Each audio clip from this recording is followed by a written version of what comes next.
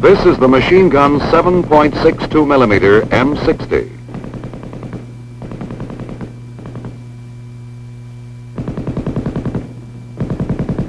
It is an automatic weapon. It is gas-operated, air-cooled, belt-fed, and weighs 23 pounds with its organic bipod. This gun has a maximum effective range of 1,100 meters and a muzzle velocity of 2,750 feet per second. It is fed from a disintegrating belt. The M60's cyclic rate of fire is approximately 550 rounds per minute. Its sustained rate of fire is 100 rounds per minute, and at the rapid rate, 200 rounds per minute. The caliber of the gun and the 7.62mm ammunition conform in all respects to standards adopted by the North Atlantic Treaty Organization. The gun fires 3 types of ammunition: ball, tracer, and armor-piercing. It is linked for field use in a ratio of 4 ball, 1 tracer. The gun is normally fired from a bipod, as here, or a tripod mount.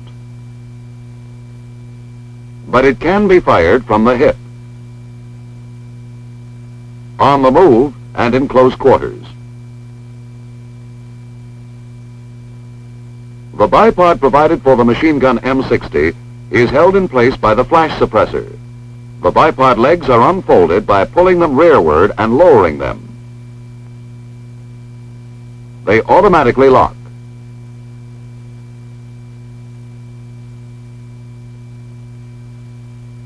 The bipod legs are extended by pulling down on the bipod feet. Loading of the machine gun is accomplished with the cover down and the bolt forward. The assistant gunner places the first round of the ammunition belt over the belt holding pole. The gunner then pulls the cocking lever handle to the rear, fully loading the gun. The cocking lever handle is moved forward and the gun is ready to fire.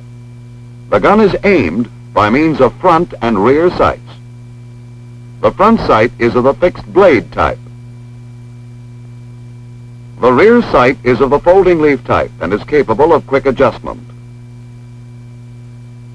Range settings are made by moving the rear sight slide up or down.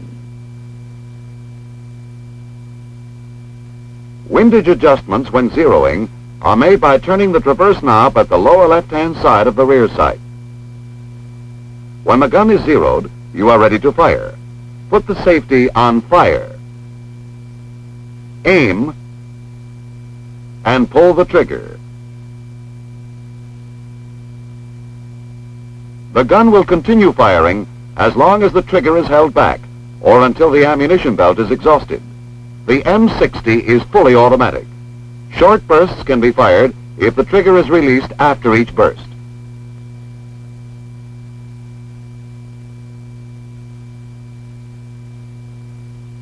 When the trigger is released, if the ammunition belt is not exhausted, the bolt will remain to the rear. With the bolt to the rear, the gun is cocked and ready to be fired.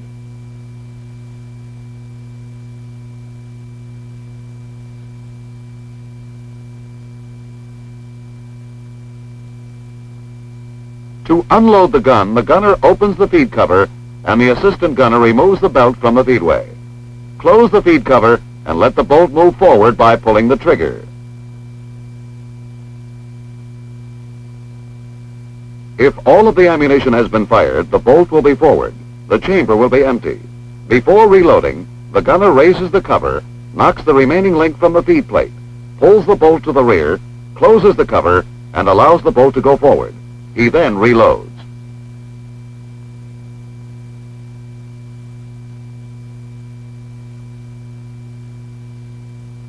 The tripod mount for the M60 allows controlled traverse and search by using the traversing and elevating hand wheels. Each gun has a spare barrel group. The barrel group should be changed after firing the sustained rate of fire for 10 minutes or the rapid rate of fire for 3 minutes. This will help prolong the life and maintain the accuracy of the barrel. To change the barrel, the gunner raises the barrel locking lever. The assistant gunner withdraws the barrel by grasping the bipod legs and inserts the new barrel into the receiver.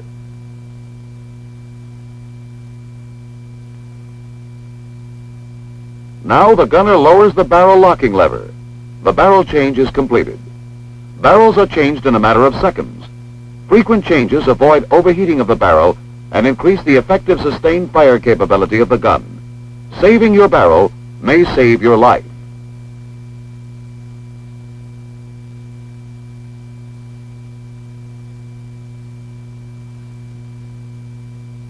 The machine gun breaks down into 6 groups for general disassembly in the field.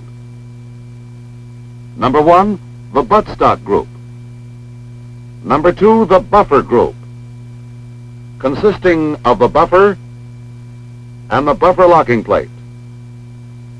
Number 3, the operating group, which includes the operating rod, the bolt, the operating rod drive spring, and the operating rod drive spring guide. Number 4, the trigger housing group, consisting of the trigger housing, the spring lock, and the front trigger housing holding pin. Number 5 is the barrel group, which includes the barrel socket, the barrel, the gas cylinder, the bipod, the flash suppressor, and the front sight. Number 6 is the receiver group, with the barrel locking lever, the rear sight, the feed cover, and the feed plate. In general, many parts of the groups have been designed to be replaced as complete assemblies. This should make repairs of individual parts by using units almost unnecessary. We shall now see how the M60 functions. Each time a cartridge is fired, the parts of the machine gun move in a given sequence and perform definite jobs. This is known as the cycle of functioning. For instructional purposes, this cycle will be divided into 8 steps.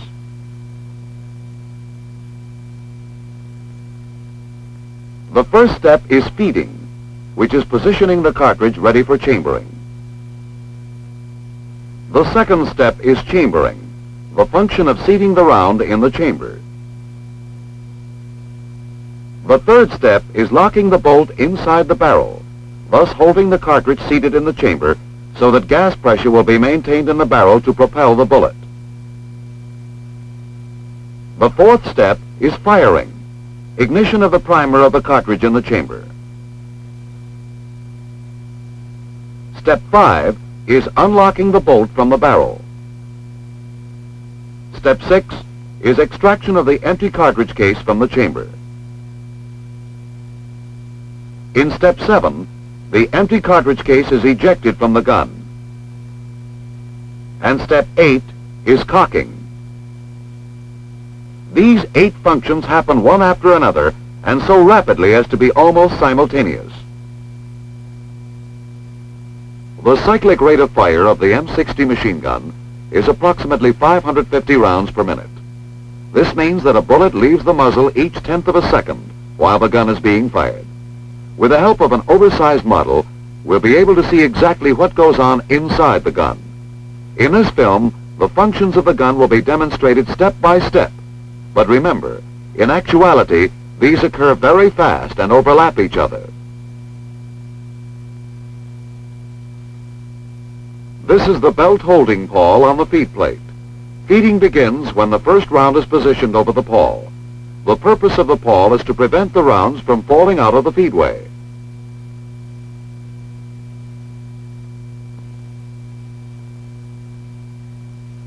Before you see the movements of the parts in feeding, note the location of the actuating cam roller on top of the bolt. As the bolt moves, the roller moves. As the bolt is moved rearward, the actuating cam roller moving in the feed cam forces the feed cam to move to the left, and the feed cam lever and belt feed pawls to move to the right. As the feed cam lever and the feed pawls move to the right, they pull the first round with them, and position it in the feed plate groove. The first round is now in front of the bolt and directly behind the chambering ramp.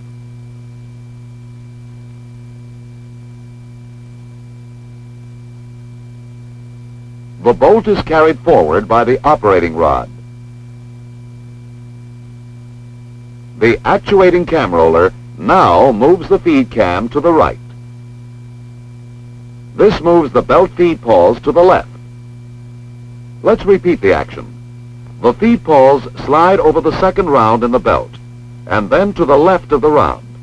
The feed pawls will stay here until the bolt moves to the rear. This completes the first step, feeding.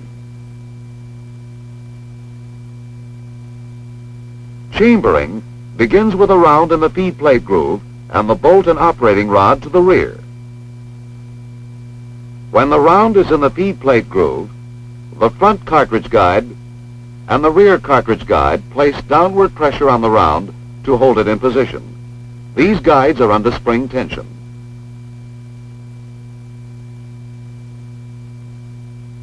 The rear end of the front cartridge guide will block the forward movement of the belt link. To chamber a round, the trigger must be pulled. First, though, let's see how the trigger and sear operate.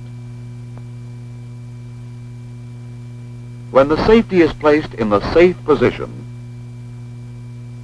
and the trigger pulled, it will prevent the rear of the sear from pivoting downward.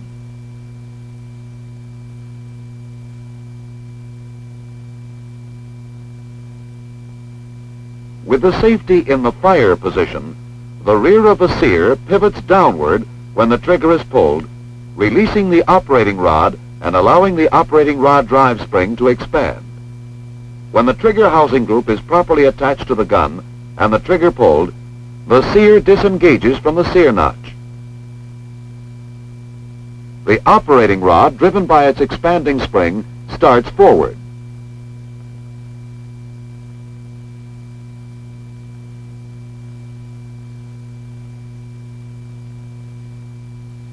The bolt travels forward also, and we shall now see how the cartridge is stripped from the belt. In the M60, the round is stripped from the belt link in a single forward action by the upper locking lug striking the rim of the cartridge, moving it forward. The link is firmly held by the front and rear cartridge guides and cannot move forward with the cartridge.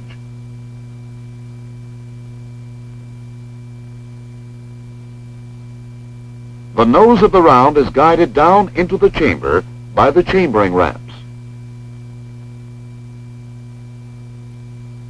Let us repeat the action. The ramps guide the round downward toward the chamber.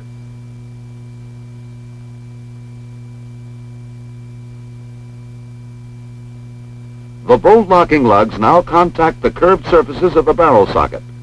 The bolt starts to rotate clockwise. The extractor engages the rim of the cartridge. Chambering is completed. Locking began with chambering. As the parts move forward, the operating rod yoke engaged in the bolt camming slot aids in rotating the bolt in a clockwise direction. The locking lugs engage the locking recesses of the barrel socket. Locking is completed. The next step is firing. The forward movement of the operating rod carries the firing pin forward. The firing pin strikes the primer of the cartridge and ignites the round. Firing has been accomplished. The expanding gases propel the bullet through the barrel. When the bullet passes the gas cylinder port, gas moves from the barrel through the gas port into the gas cylinder. Here it enters the piston through the ports in the collecting ring. The gas expands and forces the piston to the rear. The piston strikes the operating rod and begins the rearward movements of the operating parts. The expanding gas moves through the front gas cylinder nut in the gas cylinder extension. Excess gas escapes at the bleeder hole.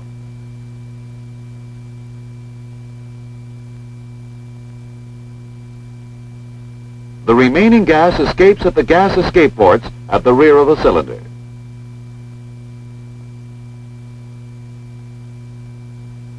Unlocking begins with the rearward movement of the operating rod. As the operating rod travels rearward, there is a slight delay before the bolt is unlocked from the barrel socket. Here is why. The operating rod has a short period of free travel as the camming yoke passes through the straight portion of the bolt camming slot. When the camming yoke reaches the curved portion of the bolt camming slot, it forces the bolt to rotate in a counterclockwise direction.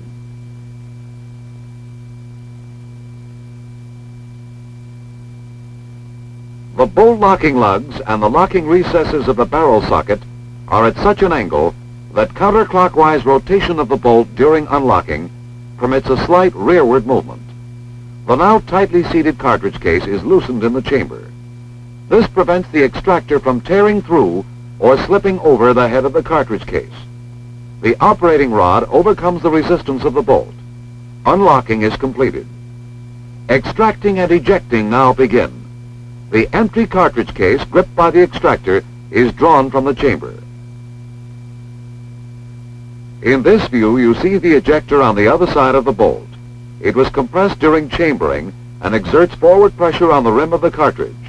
When the empty case reaches the ejection port in the right side of the receiver, the ejector spins the case from the gun. Ejection is completed. The next round pushes out the link. The firing pin spring is compressed and cocking is accomplished. The operating rod drive spring is compressed. The operating rod drive spring guide is in contact with the buffer plunger. The moving operating rod compresses the spring against the head of the operating rod drive spring guide. The buffer plunger forces the buffer pads rearward against the buffer return springs. The buffer pads expand against the buffer tube body. The pads and springs absorb the rearward energy and the cycle has been completed. However, the energy stored in the compressed operating rod drive spring is prepared to carry the operating rod forward and start the entire cycle all over again. The M60 will fire automatically as long as the trigger is held to the rear. When the trigger is released, the rear end of the sear pivots upward and engages the sear notch in the operating rod and fire ceases. The gun has been automatically cocked. The bolt has remained to the rear and is ready to begin the forward movement of the cycle. A round is ready to be chambered. The machine gun 7.62 millimeter M60 is easy to load. It is easy to unload.